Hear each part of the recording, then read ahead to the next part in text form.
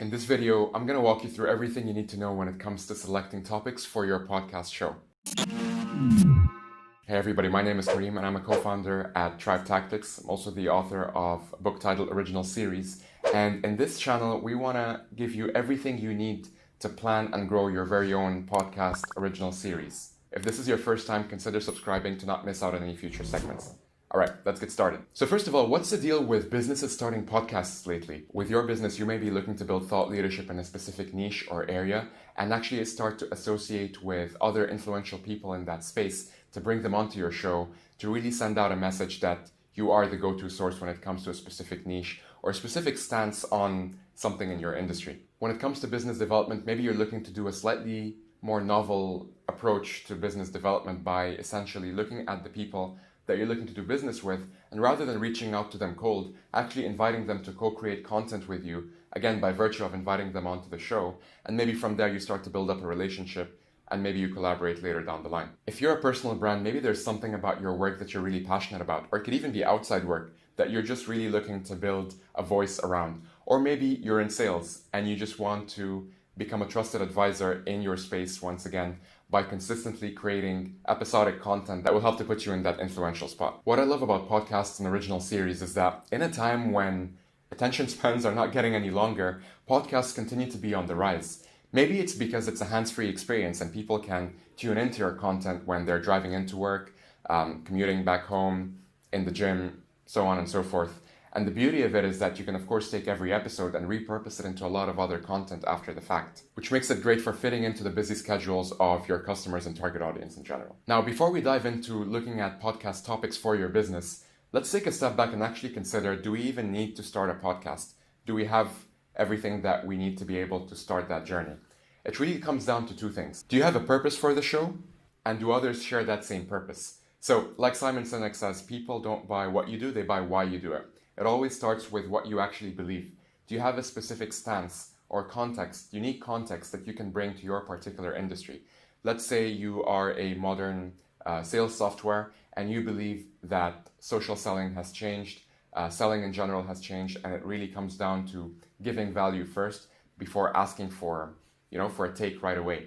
And maybe this is something that is a shared view with a lot of salespeople, and you decide to actually build affinity with them by bringing them onto your show as such. By doing something like that, you're slowly growing an audience of people who believe what you believe, and in the same time may be just the right candidates for the specific software or solution that you're selling.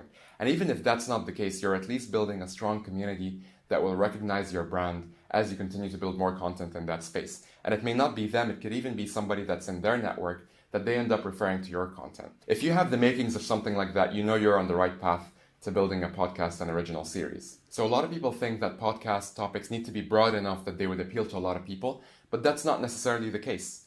And a lot of people think that podcasts need to be super niche in order for it to be super relevant to people. But again, that's not necessarily the case either. There are examples of broad shows as well as niche shows. It's really a matter of understanding what's your unique take on something that's happening in your industry and how you can carve out essentially a blank canvas for yourself in the podcast space and in the original series space by taking a stance and really championing that and having people and conversations on the show that will, again, support that view and support that community. So when you're selecting podcast topics, the first thing that you need to be clear on is what your goal is. So if you remember, we just talked about the two different types of goals. It's either going to be thought leadership and building brand awareness, or it's business development and building relationships with target profiles.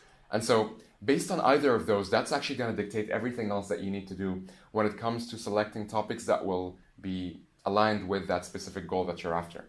For example, if it's brand awareness, you want to make sure that you select topics that are relevant to inviting people who are influential in the space onto your show. This way, you have a better chance of actually getting them to agree to come onto the show. And in the same time, once that content starts to go live, naturally, they may like to share that content onto their own networks as well, because it's something that features them. When it comes to business development, maybe you're looking for topics that really establish your target profiles and the specific decision makers or decision influencers that you're speaking to as, again, influential in their space. So you want to do something that will play to their strengths, or in other words, give them topics that they will be very comfortable talking about, or maybe something that they've recently succeeded in, or a specific milestone that they've achieved in their own companies. This is a great way to be able to pull these people onto your show so that they can share their experiences, and it could be the bedrock for essentially building up a relationship from there. After figuring out your goal, you need to make sure that you can match that with your audience. So first of all, take a pause and just look at what your current audience looks like. Are they the ideal audience that you want to continue doubling down on? Or are you actually trying to shift slightly from that to attract a new audience? Based on that, you need to set your expectations and decide how your content is going to either continue attracting the same people you're already attracting, or whether you'll need to do something completely different to start attracting and pivoting, to a slightly different audience as such. The other thing you need to consider is looking at the personality of the show. So think of it as like the genre of, a song, for example. You need to make a decision on whether this show is going to be laid back, whether it's going to be casual, whether it's going to be smart casual, or maybe it's going to be a super formal show. One thing that we've learned working with a lot of folks is that it comes down to a delicate balance of entertaining content as well as educational content. For a lot of us content marketers, educational content comes very naturally, but many times we need to actually build up that relationship and get someone's attention before being in a position to quote unquote educate them. And so that's where entertaining content really helps. Now, it doesn't always mean that you have to create funny content, so to speak, but it does have to be engaging or stimulating in some way.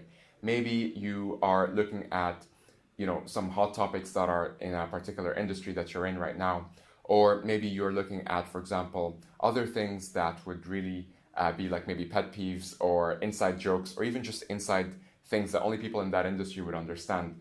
The goal is to get people to almost react like, oh my God, this is exactly how I feel, or oh my God, these people exactly know what I'm going through. This is how you start to build relatability with them. Think of the culture of the show as well. What kind of culture does your community have?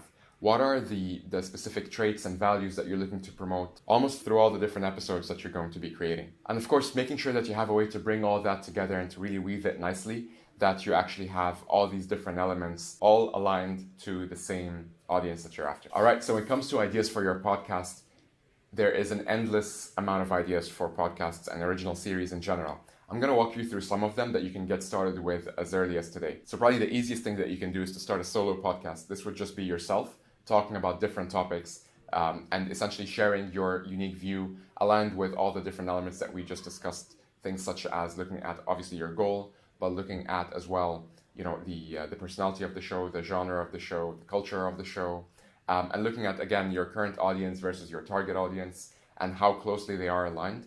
Based on that, you can start to get ideas for creating a solo podcast show. A step up from that is doing a me and my colleague style show, where it's essentially you and a colleague. And from there, you are riffing on different ideas that, again, would be interesting to your audience. It's actually quite easy to get that one set up because, as you can imagine, you don't need to worry about booking people on different schedules. It's very quick to get started because everyone's already in the company. You can just make a habit out of weekly recording your podcasts, ideally batch recording your podcasts, and this way you'll be able to build volume very quickly. The next podcast type is me and my guest podcast, and that's essentially the classic format for a podcast where you're interviewing people onto your show. When you're doing this podcast show type, make sure that you're inviting people who are aligned with what your audience wants to hear about, right? So in the same time, make sure that these people are also able to add value back to that audience. This could be someone who's already known in this space, or it could be someone who just has a lot of interesting insight to share and has a unique community that they can also continue relaying that content out to once it gets published. A slight remix of that is the panel podcast, where you're basically getting multiple guests onto the show, so 2 or more guests onto the show, where they either have supporting views or they have interestingly comparative views. And again, this makes for a very interesting discussion for your audience that's tuning in, assuming, of course, that these guys are able to add value back to that audience. And remember, value is entertainment value as well as educational value. And make sure that you can get a balance of those two. A final show type to leave you with is reaction podcast types. So again, this is a very fun one because you get to react to things that are already happening. These could be brands or it could be events.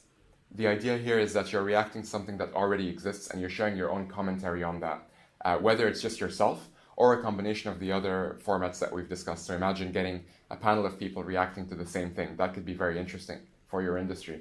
and it could potentially be very unique as well. Or it could be you and a colleague doing that, or it could just be yourself if you're able to carry that forward as well. Broadly speaking, specifically for businesses, it's either going to be commentary on how things are going in the industry or solutions to common challenges that people would have in that industry.